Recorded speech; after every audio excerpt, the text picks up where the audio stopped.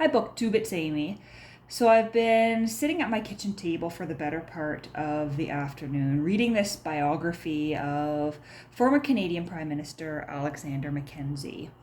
Now, Alexander Mackenzie was the second Prime Minister of Canada after Confederation, and he was also the first Liberal Prime Minister of Canada. And I'm learning all sorts of interesting things about him. So he was born in Scotland and he actually moved to Canada in his early 20s, around the age of 20. And he didn't actually move with his own family. He moved with another family that he had become quite close to. He was actually a little bit in love with the daughter in the family, and they had sort of adopted him as a member of their family. And so when they said, hey, we're moving from Scotland to Canada, they invited him to go with them, to come with them. And so he ended up landing first in Montreal and then went on to Kingston, thinking there would be better or more employment opportunities in Kingston. And so Alexander Mackenzie was very much of a working class background. He was a stonecutter. He had apprenticed in Scotland to be a stonecutter. And he gets to Canada, and it's kind of funny to read about it, but he actually gets a job as a stonecutter, but he realizes that he can't take this job because everything is this very hard limestone, and his stonecutter's tools are not designed to cut anything as hard as limestone, and he realizes he would have to purchase more expensive tools in order to work his trade as a stonecutter. And so he sort of settles for a construction job and ends up working on the construction of houses in Kingston. And then he spends a summer living on a farm with the Neil family, who he moved to Canada with the Neil family because he was interested in marrying one of the daughters in the family, which he eventually did. But he had only known them for about a year, but he became so close to the family that he became a part of the family.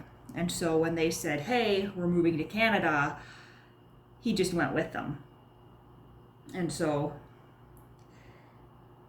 he shows up in Canada, this working class guy, this stone cutter. Pretty soon, he's moving up. He's very good with people. He becomes, a foreman. He's managing people, working big construction jobs, does a lot of work on canals.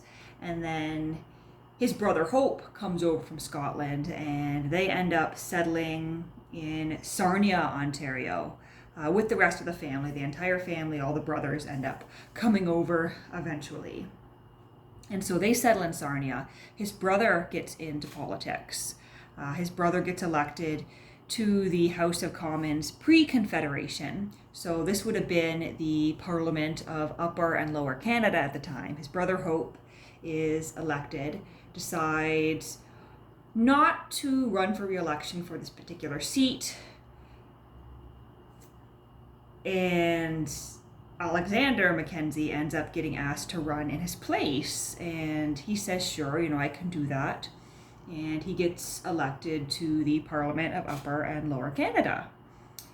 And he is sort of in the background during the Confederation talks, during the negotiation of the British North American Act. And he eventually becomes the leader of the opposition when the very first Parliament meets post-Confederation.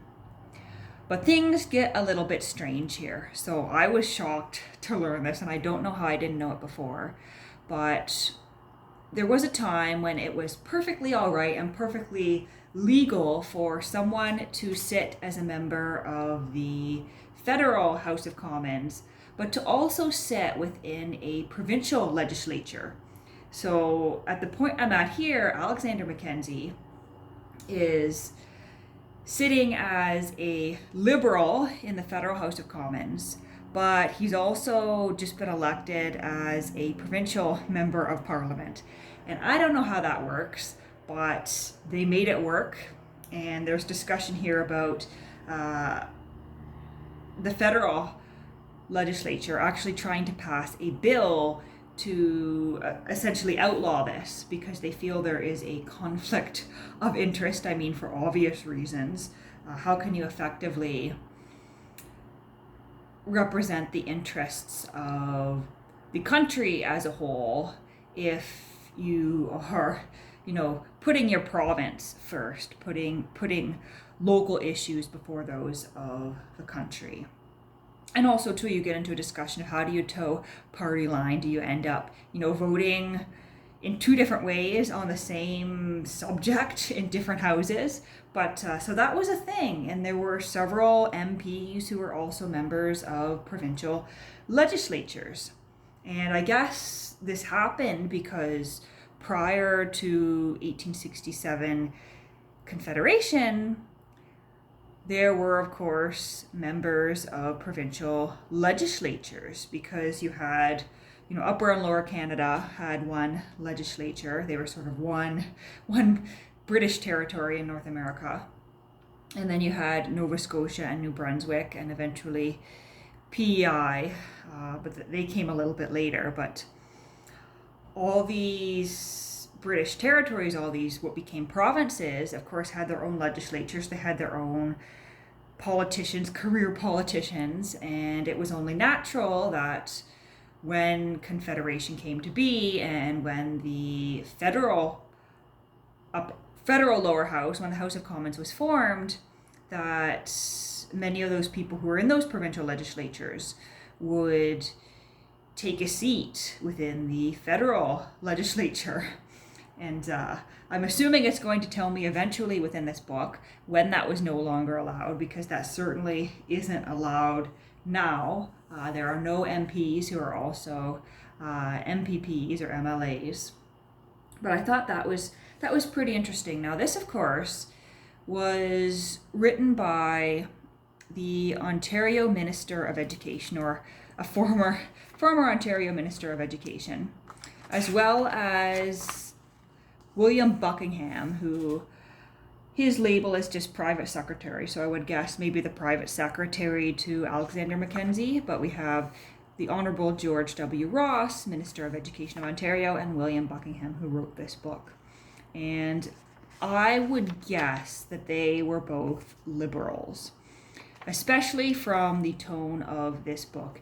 It is a biography, but it's also a history. The authors spend a great deal of time not talking about Mackenzie or his views at all, but rather talking about the political issues of the day and key events that shaped the environment, the political environment in which Alexander Mackenzie entered politics. And so we've got key issues like representation by population. How many seats should each area of the country be getting? Should the citizens of Canada be represented in Parliament based on population, or should other things be taken into account? And of course, we have the talks around Confederation, that whole process.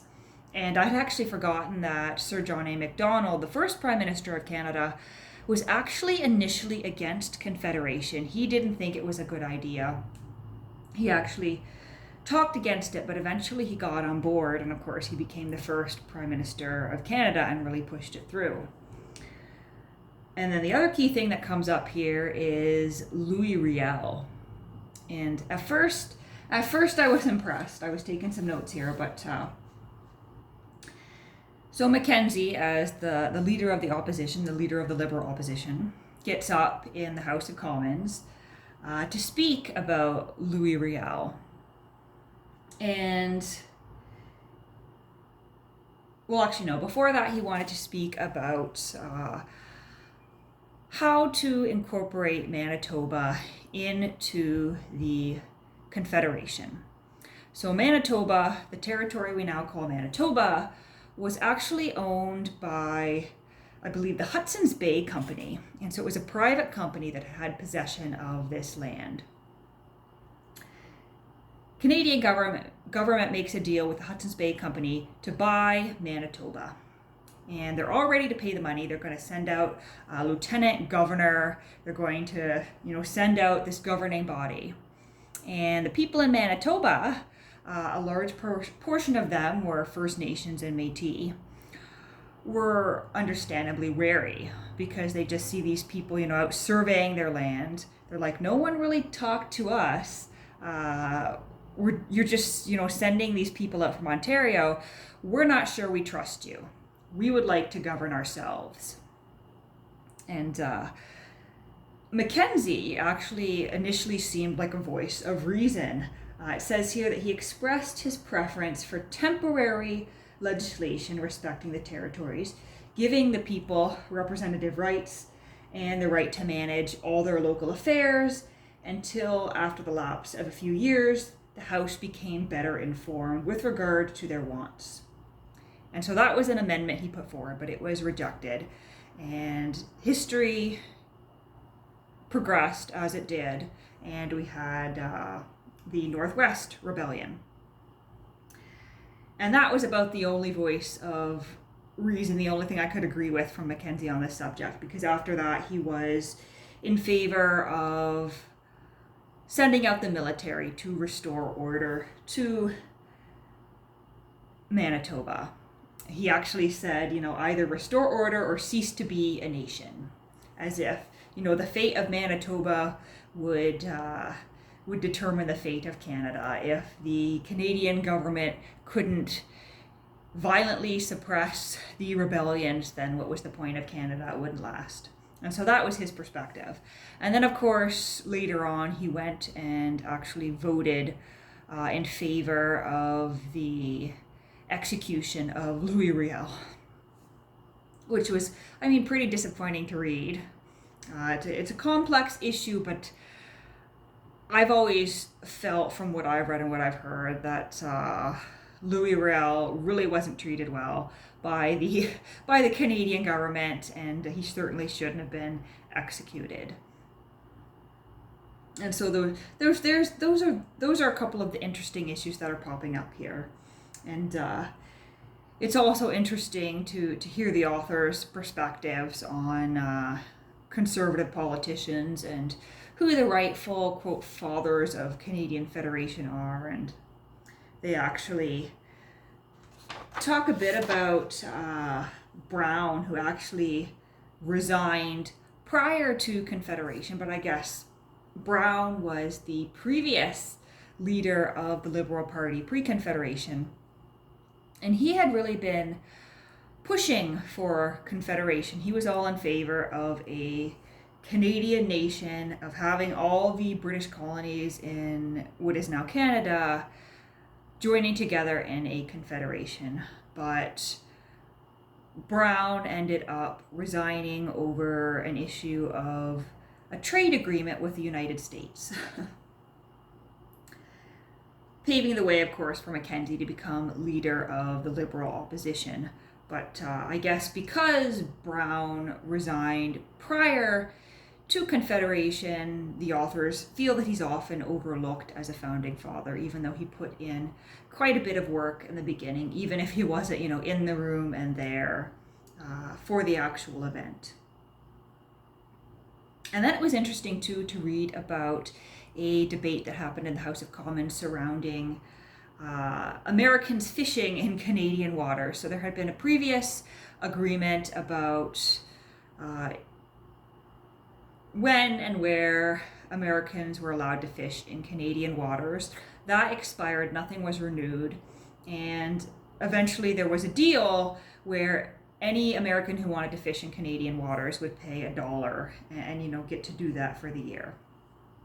But eventually, I guess the Americans stopped paying, and so they were using Canadian waters without compensating Canada. And there was a big debate about how to renegotiate exploitation of Canadian resources with the American government, how best to get a trade deal. And the Americans were sort of the opinion that there wasn't really much that Canada had to offer. and America would be getting, the short end of the stick, which, that's funny. That sounds awfully familiar. Here we are, what, 150 years later, and we're still having the same debate about, trade agreements and whether or not to allow access to resources and whatnot. And so that was an interesting debate to read here. And I am just about here on page 309, about to read this chapter on the Canadian Pacific Railway. And so this, I assume, is going to tell me about how the railroads in Canada were built. And so this is quite an interesting book, and I'm quite enjoying it. Just thought I would pop in and ramble about this for a bit.